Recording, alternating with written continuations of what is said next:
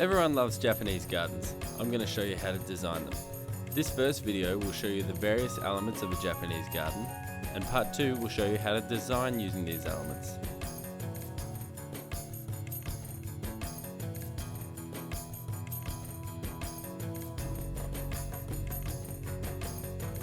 First, a few principles of Japanese garden designs.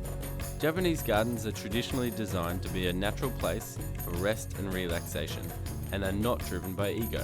They exercise restraint and modesty. This doesn't mean be boring, be modest.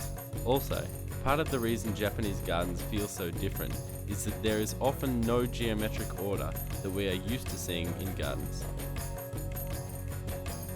So let's get started. Here are some really interesting and traditional elements of Japanese gardens. These are garden components designed to be idealized representations of the landscape of Japan. Water is an extremely important part of Japanese gardens.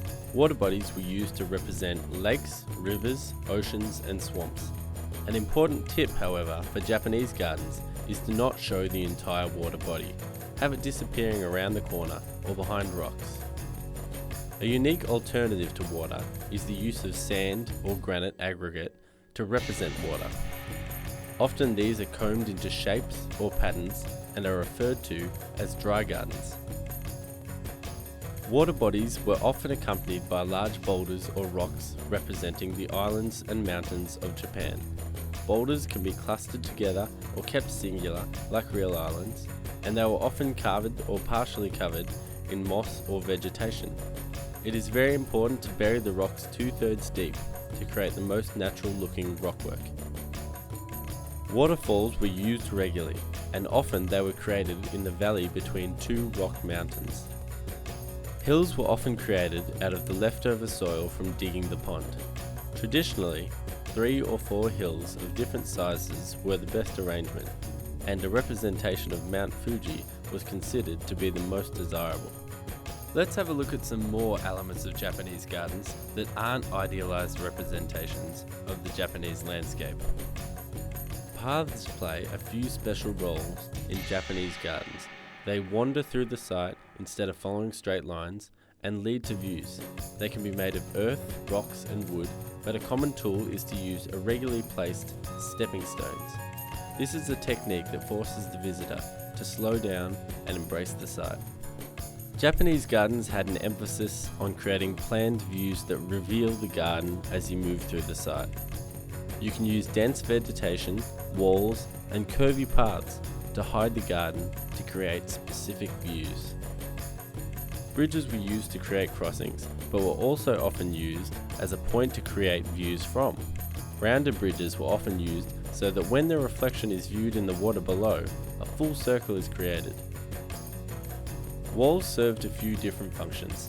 They helped to enclose the space so that it could be private, sheltered, and peaceful, but they did not shut out the surrounds completely. Instead, views of interesting parts of the garden were created. Lastly, walls were often made out of adobe, creating a natural feel.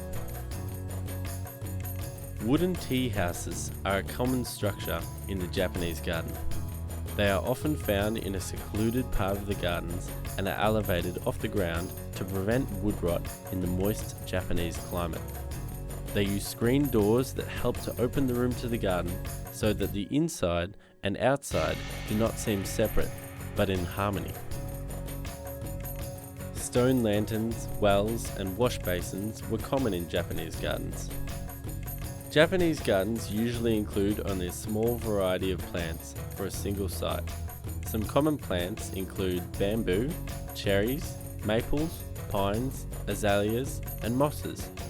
Other plant features include the use of dwarf planting and plants pruned to be representations of clouds. It is important to remember, however, that Japanese gardens traditionally exist within a cool, moist climate. If your environment at home is different, you will have to adjust your planting to suit the environment.